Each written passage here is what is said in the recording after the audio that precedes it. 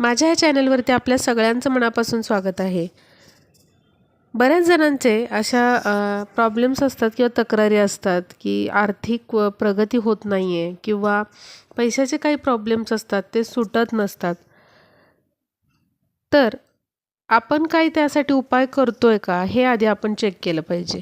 फक्त आपल्याला त्याचा फायदा मिळत नाही आहे किंवा आपल्याला आर्थिक प्रगती होत नाही आहे हे ठीक आहे, पण आपण त्यासाठी काही उपाय करत आहोत का? कारण बऱ्याच जणांचा कसा असतो, गुरुग्रह हा कमजोर असतो, त्यामुळे पैशाचे प्रॉब्लेम्स येऊ शकतात किंवा आर्थिक प्रगती होत नाही, भरभराट होत नाही.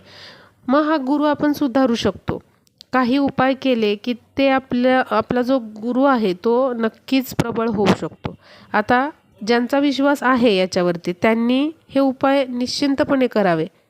उपाय म्हणजे काय? आपल्याला सेवाच करायची आहे, आपल्या देवाची सेवा करायची आहे आणि त्यानुसार आपल्याला आपलं मन वाहून देऊन किंवा शुद्ध अंतःकरणाने आपल्याला आपल्या देवांची पूजा करायची आहे.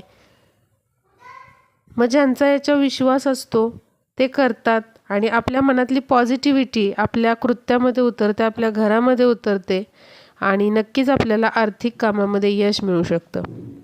तर आज आहे गुरुवार, तर आज मी असे काही उपाय सांगणार आहे की दर गुरुवारी तुम्ही ते केले तर नक्की तुमचा जो गुरुग्रह आहे तो प्रबळ व्हायला मदत होईल. बघा, हे जर उपाय आपण केले नाही तर काय होणार आहे? आत्ता जी परिस्थिती आपली सुरू आहे ती तर सुरूच राहणार आहे. मग त्यापेक्षा असे काही उपाय करून बघा, त्याने फरक पडतोय का बघा. अगदी एका दिवसात पडेल फरक असं नाही, पण तुम्ही करत चला, महिना 2 महिने करत चला, शुद्ध अंतःकरणाने करा, स्वच्छ मनाने करा, याचा फायदा तुम्हाला नक्की मिळेलच, याच्यात काहीच वाद नाही आहे. तर सगळ्यात आधी म्हणजे दर गुरुवारी आपल्याला दत्तगुरूंची पूजा करायची आहे. स्वामी समर्थांची आपण पूजा करत असतो. त्याचबरोबर आपल्याला भगवान विष्णूंची देखील या दिवशी विशेष सेवा करायची आहे. गुरुवारी आपल्याला न चुकता स्वामी समर्थांचा जो तारक मंत्र आहे तो तुम्ही बोलायचा आहे. 11 वेळा शक्य नसेल तर तुम्ही 1 वेळेला तरी नक्की तारक मंत्राचं पठण करायचं आहे. अगदी 2 मिनटं लागतात त्याला, पण आपले जे ग्रह आहे किंवा जो गुरुग्रह आहे तो प्रबळ होण्यासाठी या तारक मंत्राचा खूप खूप मोठा उपयोग होतो. आपल्या आयुष्यावरती मोठा परिणाम या तारक मंत्राचा होत असतो.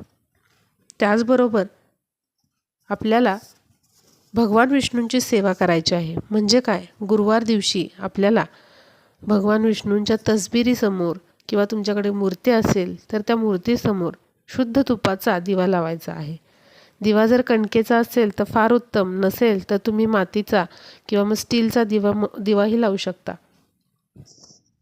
गुरुवारी तुम्हाला न विसरता विष्णू सहस्त्र नामावलीचं पठण करायचं आहे. आता काही जणांना वेळ नसतो तर त्यांनी काय करायचं, यूट्यूबवरती ते लावून द्यायचं आणि आपलं काम करता करता छान असं ते ऐकायचं आहे. पण हे गुरुवार दिवशी ऐकायचंच आहे. त्याचबरोबर तुम्हाला स्वच्छ पाणी घ्यायचं आहे तांब्या भरून, त्यामध्ये थोडंसं गंगाजल टाकायचं आहे. गंगाजल नसेल तर गोमूत्र टाकायचं आहे आणि यामध्ये महत्त्वाचे म्हणजे हळद टाकायची आहे, किंचित हळद टाकायची आहे. बघा, गुरुवारचे जे उपाय असतात त्यामध्ये हळद वापरली तर त्याचा तुम्हाला नक्कीच आर्थिक लाभ होतो, त्यामुळे हळद वापरायला विसरायचं नाही. जर तुमच्याकडे गोमूत्र, गंगाजल काहीच नसेल तर फक्त हळद तरी टाका आणि असा आपल्याला उंबरठा स्वच्छ करायचा आहे. हे बघा, उंबरठ्यातनंच माता लक्ष्मी प्रवेश करत असते, त्यामुळे इतर दिवशी तुम्ही कोणत्याही दिवशी असं करत नसाल तर गुरुवारी तरी तुम्हाला अशा पद्धतीने उंबरठा हळदीचं पाणी टाकून नक्की स्वच्छ करून घ्यायचा आहे. त्याचबरोबर तुम्हाला गोमूत्र जरासं घ्यायचं आहे आणि पानाने किंवा फुलाने तुमच्या घराच्या प्रवेशद्वारावरती ते शिंपडायचं आहे गुरुवारच्या दिवशी. याने देखील तुमच्या घरामधली निगेटिव्हिटी जी आहे ती निघून जाण्यास मदत होते. दुसरा उपाय म्हणजे आपल्याला हळद घ्यायची आहे, त्यामध्ये गोमूत्र मिक्स करायचं आहे, पाणी थोडंसं टाकायचं आहे आणि याने तुम्हाला तुमच्या प्रवेशद्वारावरती स्वस्तिक काढून घ्यायचं आहे. बघा, हळदीने तुम्हाला हे स्वस्तिक काढायचं आहे. दर गुरुवारी तुम्हाला हा उपाय करायचा आहे. बघा, त्याचं नक्कीच तुम्हाला फायदा होतो आणि तुमचा गुरु मजबूत व्हायला नक्कीच मदत होते. त्याचबरोबर गुरुवारच्या दिवशी तुम्हाला न चुकता सकाळ संध्याकाळ तुळशीला दिवा लावायचा आहे. सकाळी जरी नाही लावला तरी संध्याकाळी तुम्हाला न चुकता तुळशीसमोर दिवा लावायचा आहे. आणि दिवा जर तुम्ही शुद्ध तुपाचा लावला तर खूपच उत्तम. बघा, आपल्याला भगवान विष्णूंना पण शुद्ध तुपाचा दिवा लावायचा आहे विष्णूंसमोर, आणि आपल्या तुळशीसमोर पण शुद्ध तुपाचा दिवा लावायचा आहे. कारण तुळस ही विष्णुप्रिय आहे आणि तुळशीची जी तुम्ही सेवा करता ती सगळी सेवा भगवान विष्णूंना समर्पित असते. त्यामुळे तुळशीची सेवा आपल्याला रोजच केली पाहिजे, पण वेळ नसेल तर गुरुवारच्या दिवशी या सेवा नक्की करायच्या आहे. म्हणजे भगवान विष्णू आपल्यावरती प्रसन्न होतात आणि जिथे भगवान विष्णू असतात तिथे लक्ष्मी माता वास करते.